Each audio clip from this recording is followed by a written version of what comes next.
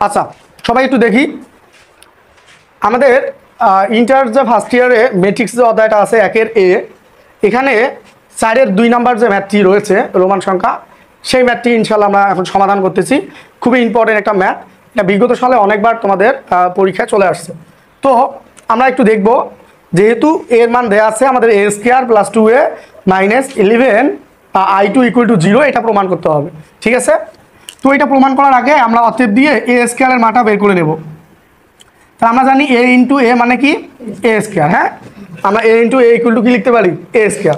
তাহলে a² এর মানটা আমরা একটু বের করি।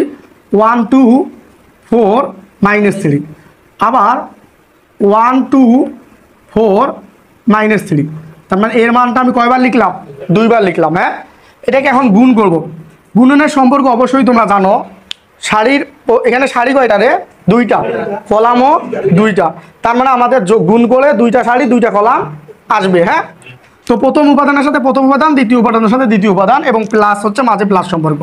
তাহলে 1 1 1 + 4 2 8, অনুভাবে 2 1 2 - 3 2 6, 4 1 4 - 3 4 12, 4 2 8 মাইনাসে মাইনাসে প্লাস 3 3 9। কি বিষয়টা বুঝতে পারছো? তাহলে উপরে হচ্ছে 9, এখানে হচ্ছে -4, এখানে হচ্ছে -8, আর এখানে হচ্ছে 17।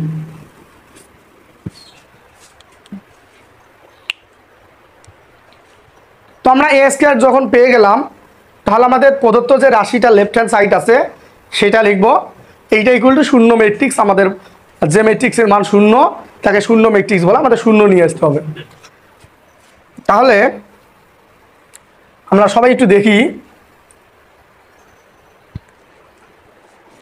তাহলে a² এর মান অবধি তোমরা একটু উঠায় নাও, দ্রুত উঠায় নাও।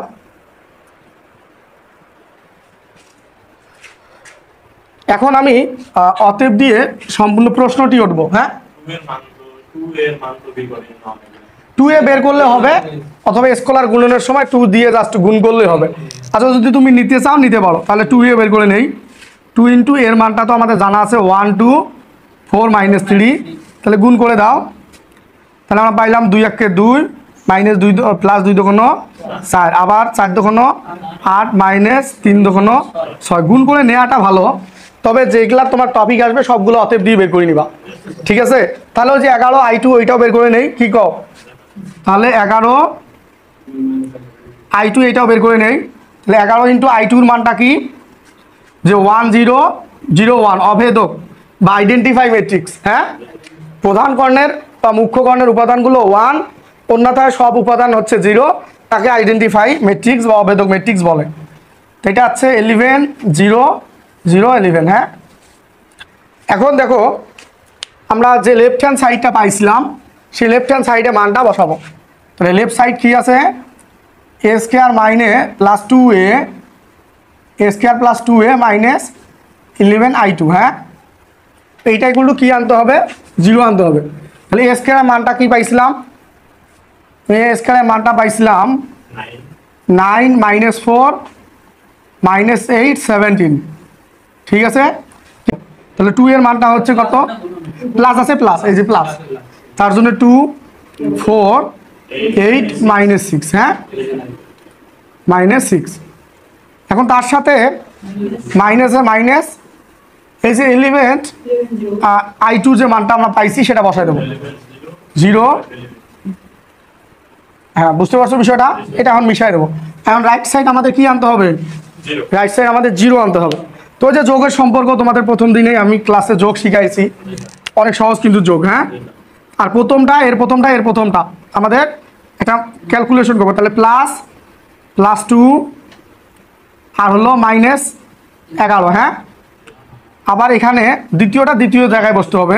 তাহলে এর প্রথমটা নিলাম, এর প্রথমটা নিলাম, এর প্রথমটা নিলাম। ঠিক আছে, কারণ এর দ্বিতীয়টা আছে -4, আবার +4 আর -0 বা +0 যাই দাও 0। আর এখন এর প্রথমটা নেব, এর প্রথমটা -8 +8 আর -0। হ্যাঁ, এখানে 17, প্লাসে মাইনাসে -6, আবার 11, হ্যাঁ। তো এখন এইটা আমরা একটু ক্যালকুলেশন করে উপরে পাচ্ছি 0, এখানেও পাচ্ছি আমরা 0, এখানেও পাচ্ছি 0, এখানেও পাচ্ছি আমরা 0। তো ইকুয়াল টু আমরা লিখতে পারি কি, ইকুয়াল টু 0 লেখা যায়, ইকুয়াল টু রাইট সাইড, হ্যাঁ। তো এই ধরনের ম্যাথগুলো আগে অতএব দিয়ে তোমার প্রতিটা টপিকের মান বের করে তারপর অঙ্কের মধ্যে দিয়ে যে যোগ বিয়োগের সম্পর্কটা আছে, প্রথম উপাদান প্রথম উপাদান প্রথম উপাদান, দ্বিতীয় উপাদান দ্বিতীয় উপাদান দ্বিতীয় উপাদান, হ্যাঁ। আর সারি বরাবর যোগ বিয়োগের কাজটা হয়, মনে রাখবা।